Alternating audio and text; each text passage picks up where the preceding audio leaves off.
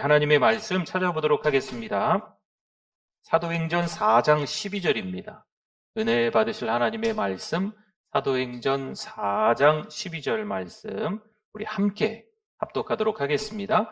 다른 이로서는 구원을 받을 수 없나니 천하 사람 중에 구원을 받을 만한 다른 이름을 우리에게 주신 일이 없음이라 하였더라. 아멘. 추석 명절이라 또 많이들 다니러 가신 것 같고 또 다니러 오신 것도 같습니다. 우리 옆에 분들 한번 서로 보시면서 추석 인사도 하시고 또 은혜 받으시라고 또 우리 인사 나누겠습니다. 네, 추석 명절 잘 오셨습니다. 은혜 많이 받으세요. 네. 성도 여러분, 하루하루 일상 가운데 살아가면서 숨겨져 있는 게 있어요. 그게 뭐냐면 믿음입니다. 사건 사고가 많은 세상 가운데 정신없이 분주하게 살아가면서 이 믿음이 숨겨져 있는 거죠. 우리 숨겨져 있는 믿음을 찾으실 수 있기를 바랍니다. 그렇죠. 우리가 믿음으로 나아갈 때 힘을 얻을 수가 있는 거예요. 믿음으로 나아갈 때 때로는 어려움이 찾아올 수 있지만 담대함을 가질 수 있는 줄 믿습니다.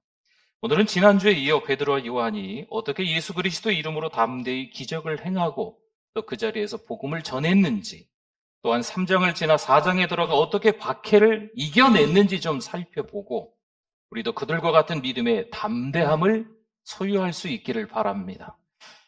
베드로와 요한이 그날도 그 시간에도 기도하러 성전에 갔었죠. 근데 이 성전 아름다운 문 미문 앞에 나면서 못 걷게 된 일을 만납니다.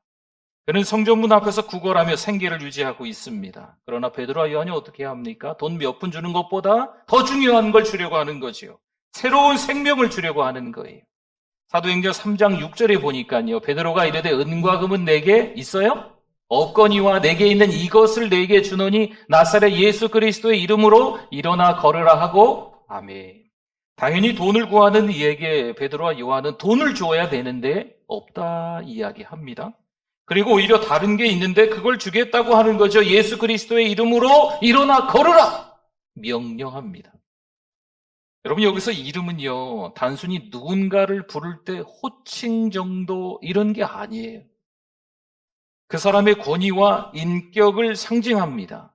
여러분, 예수님의 이름은요, 그분의 권능과 능력을 의미하며 그분의 이름이 선포되는 곳에 하나님의 능력이 나타난다는 겁니다. 보세요. 그 후에 이 사람에게 어떤 일이 벌어지나요? 예수 그리스도의 이름으로 일어나 걸으라 선포하자마자 이 사람이 걷게 된 줄 믿습니다. 물론 이 장면은 기적 그 자체만으로도 놀라운 사건이 맞습니다. 하지만 그것을 넘어서 예수 그리스도 이름이 얼마나 강력한지를 잘 보여주고 있는 말씀입니다. 고린도후서 5장 17절을 볼까요? 그런즉 누구든지 그리스도 안에 있으면 새로운 피조물이라. 이전 것은 지나갔으니 보라 새 것이 되었도다. 아멘.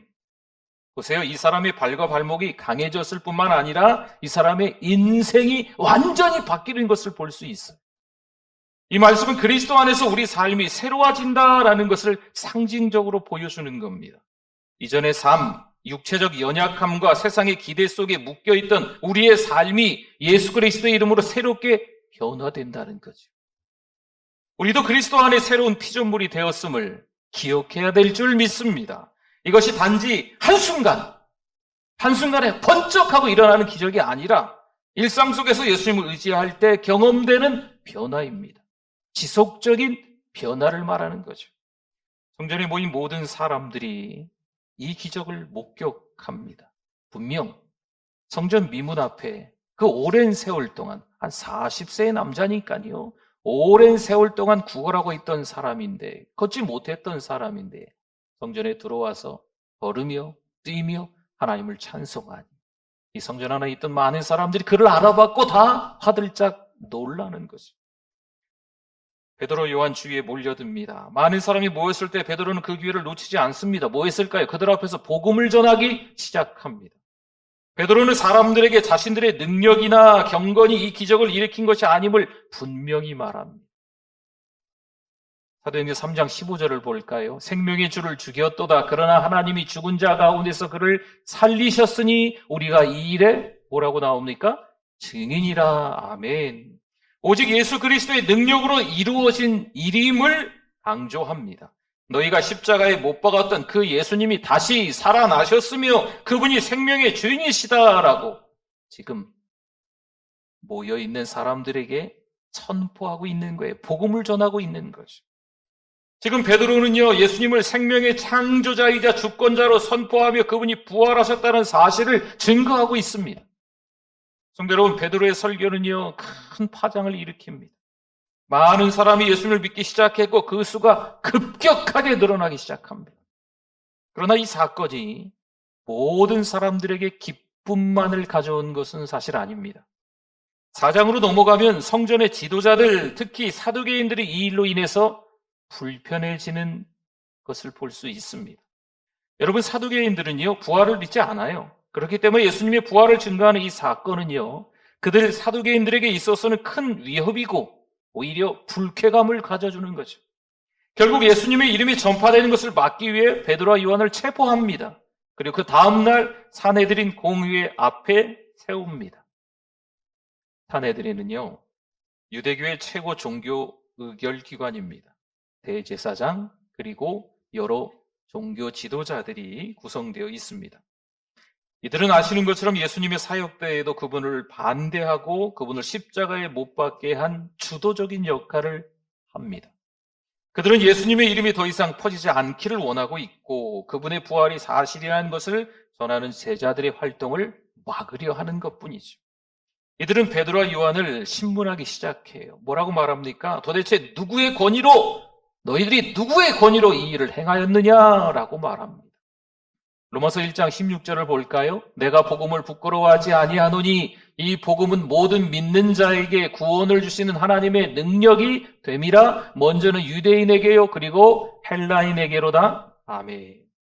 베드로는요, 그들의 질문에 전혀 두려워하지 않습니다. 복음을 전하는 데 있어서 부끄러워하지 않아요. 오히려 더 담대하게 예수 그리스도의 이름을 선포하고 있습니다. 12절입니다. 다른 이로서는 구원을 받을 수 없나니 천하 사람 중에 구원을 받을 만한 다른 이름을 우리에게 주신 일이 없음이라 하였더라. 베드로가 이렇게 선포하고 있어요. 아주 중요한 진리지요. 예수님의 이름 외에는 구원받을 길이 없다. 명확하게 선언하고 있는 겁니다. 이 진리는 당시 유대 종교 지도자들에게는요, 너무나 큰 충격이었어요. 그들은 오랫동안 율법을 통해 의롭게 되는 그 길을 따라왔습니다. 이제 베드로가 예수 그리스도의 이름만이 유일한 구원이라고, 그 길이라고 선언하니까 그들의 기득권이 지금 크게 흔들리고 있는 거지요. 큰일 났다. 평범한 사람들인데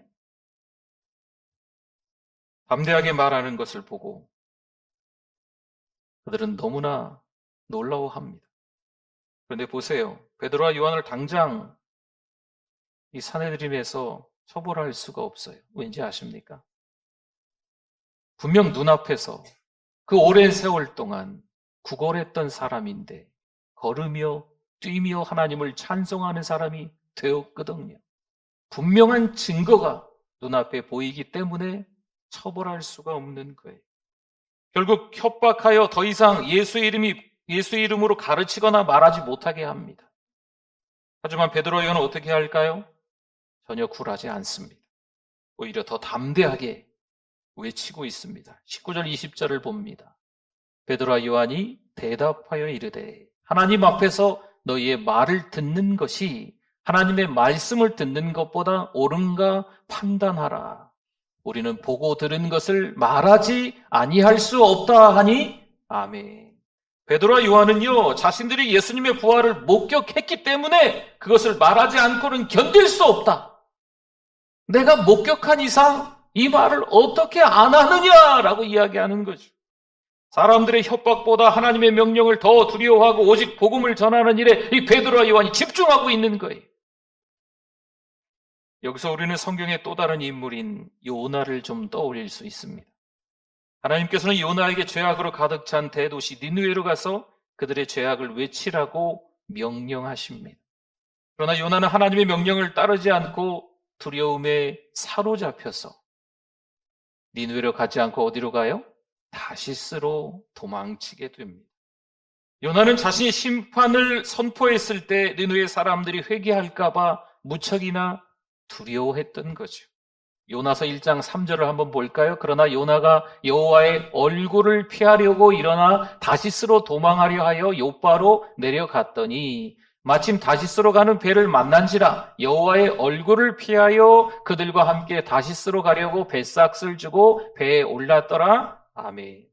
요나는 하나님의 부르심을 두려워했고 그의 생각과 두려움이 그를 억눌렀기에 여호와의 얼굴을 피하여, 하나님의 얼굴을 피하여 다시스로 도망친 겁니다. 반면 베드로와 요한은 어떨까요? 하나님의 명령에, 그 하나님의 말씀에 부활하신 예수를 목격했기 때문에 오히려 담대히 순종하고 전하는 거예요. 두 사람은 사내들인 앞에서 어떤 위협과 협박에도 불구하고 복음을 전하며 그 담대함은 분명 성령으로부터 왔음을 알게 됩니다. 8절 한번 봅시다. 8절. 이에 베드로가 어떻게 해요?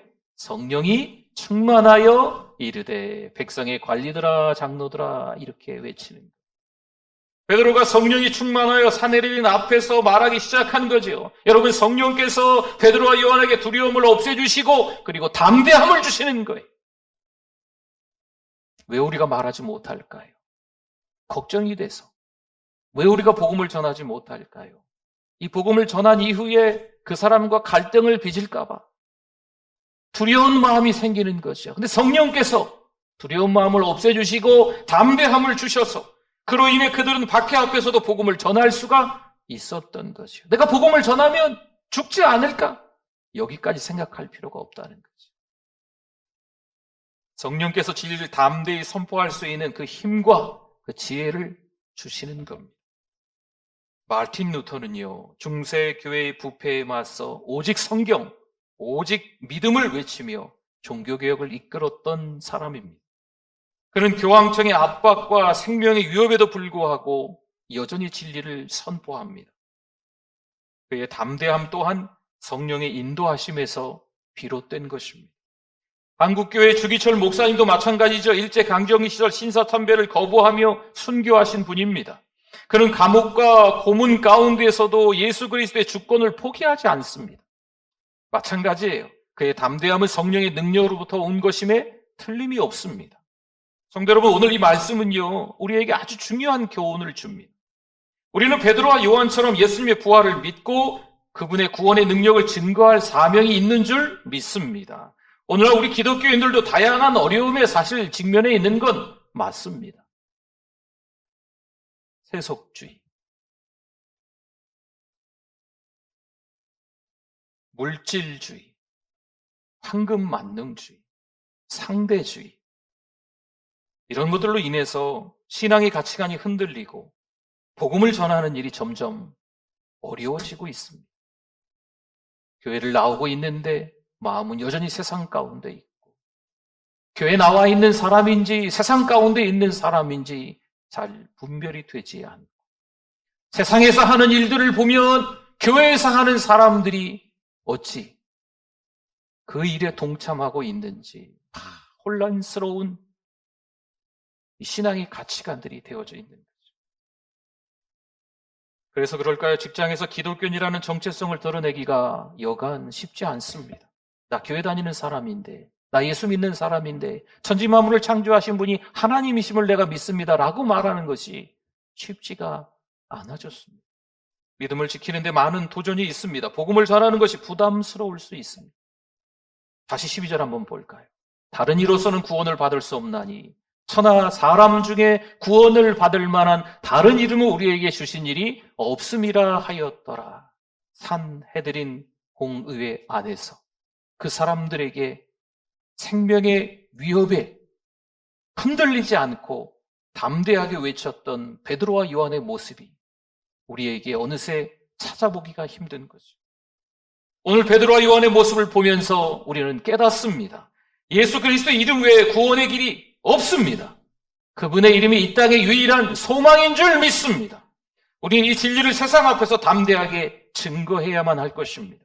하나님의 진리는 사람들의 반응에 좌우되지 않습니다. 우리가 복음을 전하면 이 사람들이 교회를 나오게 될까? 우리가 복음을 전하면 예수를 믿게 될까? 오히려 이 사람들이 우리랑 더 관계가 갈등이 생기고 불편해지지 않을까? 이런 거 저런 거 복잡하게 생각할 필요가 없는 거예요. 우리는 진리를 전하는 겁니다.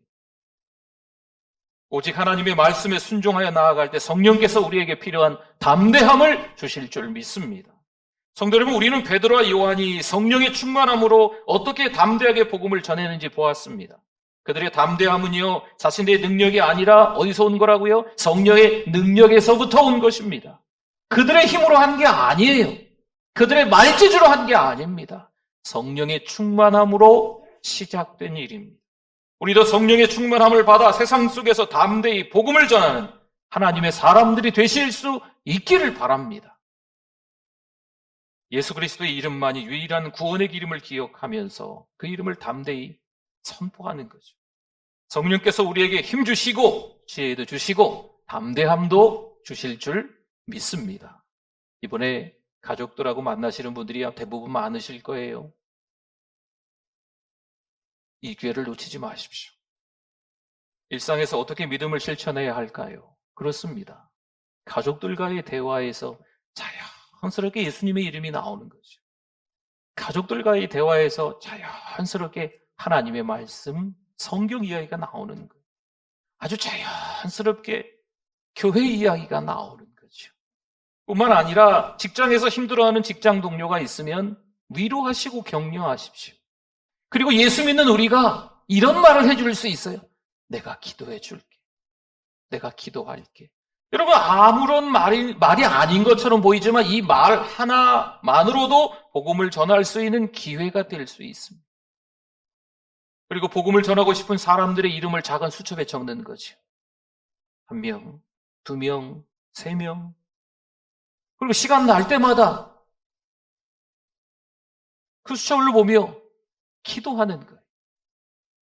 복음 전할 수 있는 기회를 성령께서 반드시 만들어주실 줄 믿습니다. D.L. 무디는요, 매일 최소 한 사람에게 복음을 전하겠다 결심했습니다. 어느 날 그가 바쁜 일상을 보내고요, 분주하게 하루를 다 보내고 늦은 저녁이 됐는데 아차차차, 내가 복음을 전하지 못했구나 알게 되었습니다. 늦은 밤 거리로 나가서 한 남자에게 다가가 복음을 전합니다. 이 남자는 처음에 거부해요. 하지만 무디의 끈질긴 사랑으로 또 기도로 결국 예수님을 그 자리에서 이 사람이 영접합니다. 무디의 결단과 그 사랑이 복음의 열매를 맺게 한 이 이야기는요, 우리에게도 담대한 전도의 중요성을 잘 보여주고 있는 거예요. 여러분, 믿음으로 살기 위해서 한 가지 더 볼까요? 매일 10분이라도 좋습니다. 이 10분 아주 잠깐이지 않습니까? 10분이라도 하나님과 독대하는, 하나님과 만나는 시간을 가질 수 있기를 바랍니다. 성경을 읽고 짧은 기도를 올리는 거죠. 그러면 성령께서 내 삶에 찾아와 주시고 내 길을 인도하시는 경험을 하게 되는 거예요. 성경 읽고 짧은 기도를 했는데 이 10분이라는 시간 속에서 하나님이 오늘 어떻게 나의 삶에 찾아와 주셨는지, 오늘 하루의 삶에서 어떻게 나를 인도해 주셨는지를 깨닫게 되는 거지요. 그리고 그 하나님의 말씀이 이 성경책을 통해서, 하나님의 말씀을 통해서 우리에게 하나님의 음성으로 들려지는 거예요. 이 하나님의 음성을 듣는 훈련입니다. 이 시간들이 10분, 그 다음 날도 10분, 그 다음 날도 10분, 훈련하는 시간들이 좀 필요합니다. 성도 여러분, 한 주간 가족들을 만나시겠네요. 가족과의 연합을 잘 이루시고 하나님께 주신 은혜를 기억하고 감사하는 마음으로 살아가실 수 있기를 바랍니다. 베드로와 요한처럼 가족 안에서도 믿음을 전수하시고 복음의 담대함을 가지는 성도님들 다 되실 수 있기를 바랍니다. 아멘. 우리 시간 기도하기를 원합니다. 복음을 전하지 못한 우리가 하나님 앞에 회개하기를 원합니다. 이번에 기회가 된다면 복음을 전하겠습니다라는 각오로 우리 주여 한번 부르짖고 기도하겠습니다. 주여, 하나님 아버지, 하나님의 은혜와 사랑에 감사합니다. 하나님 아버지, 세상 여러 가지 많은 일들을 정신없이 하고는 있지만 늘 입만 열면 불평하고 원망했던, 세상 탓을 했던, 나라 탓을 했던 우리를 용서하여 주시고 이제는 그러한 것들보다도 예수 그리스도의 이름으로 살아갈 수 있도록 그 이름을 선언하며 살아갈 수 있게 하여 주시옵소서. 가족들에게 복음을 전하지 못했습니다. 신앙으로 살지 못하는 가족들에게 단호하게 이야기하지 못했습니다. 하나님 용서하여 주시옵소서. 이번에는 단호하게 복음을 외칠 수 있도록, 선언할 수 있도록, 복음을 전하는 걸 부끄러워하지 않도록 우리에게 성령 충만으로 믿음의 담대함을 허락하여 주시옵소서. 하나님 아버지, 은혜를 감사합니다. 오늘도 여전히 예배자 되게 해주셔서 감사합니다. 하나님의 말씀을 통해서 다시 한번 믿음의 담대함을 가지고 가족들에게, 직장 동료들에게, 지인들에게 복음을 전하게 하여 주시옵소서. 예수 그리스도 그 이름을 선언하는 시간들 될 수 있도록 담대함을 허락하여 주시옵소서. 성령 충만을 허락하여 주시옵소서. 예수님의 이름으로 기도드립니다. 아멘.